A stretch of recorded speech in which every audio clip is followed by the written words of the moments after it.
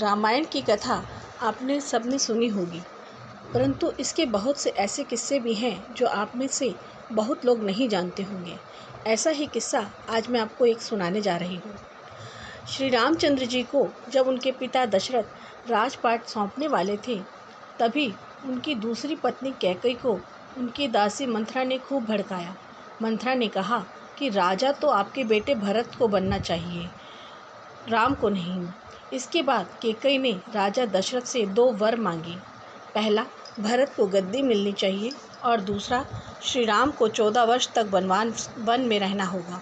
राजा दशरथ को मजबूरी में अपनी पत्नी के वर पूरे करने पड़े।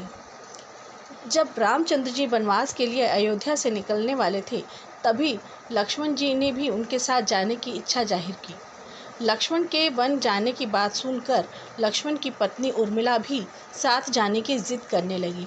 तब लक्ष्मण ने अपनी पत्नी उर्मिला को समझाते हुए कहा कि वे है अपने बड़े भाई और माँ समान भाभी सीता की सेवा करने के लिए जा रहे हैं। अगर तुम वनवास में साथ रहोगी तो मैं ठीक तरह से सेवा नहीं कर पाऊंगा। लक्ष्मण के सेवा भाव को देखकर उनकी पत्नी उर्मिला साथ जाने की जिद छोड़ देती है और महल में ही रुक जाती है। वन में पहुंचकर लक्ष्मण भगवान राम और सीता के लिए एक कुटिया बनाते हैं। जब राम सीता कुटिया में विश्राम करते थे, तब लक्ष्मण बाहर पहरेदारी करते थे। वनवास के पहले दिन जब लक्ष्मण पहरेदारी कर रहे थे, तब उनके सामने नींद की देवी निद्रा देवी प्रकट हुई। लक्ष्मण ने निद्रा देवी से वरदान मांगा कि वह 14 साल तक निद्रा मुक्त रहना चाहते हैं, अर्थात वह चाहते हैं कि 14 साल तक उन्हें कभी नींद ना आए। निद्रा देवी ने कहा कि तुम्हारे हिस्से की नींद किसी और को लेनी होगी। लक्ष्मण कहते हैं उनके हिस्से की नींद उनकी पत्नी को दे दो। इस कारण लक्ष्मण 14 साल तक नहीं सोए और उनकी पत्नी उर्मिला लगातार 14 वर्ष तक महल में सोती रही।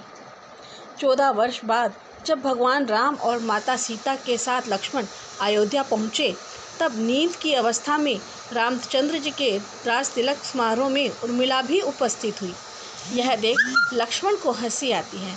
जब लक्ष्मण ने हंसी की वजह पूछी तो उन्होंने निद्रा देवी के वरदान के बारे में सब कुछ बताया।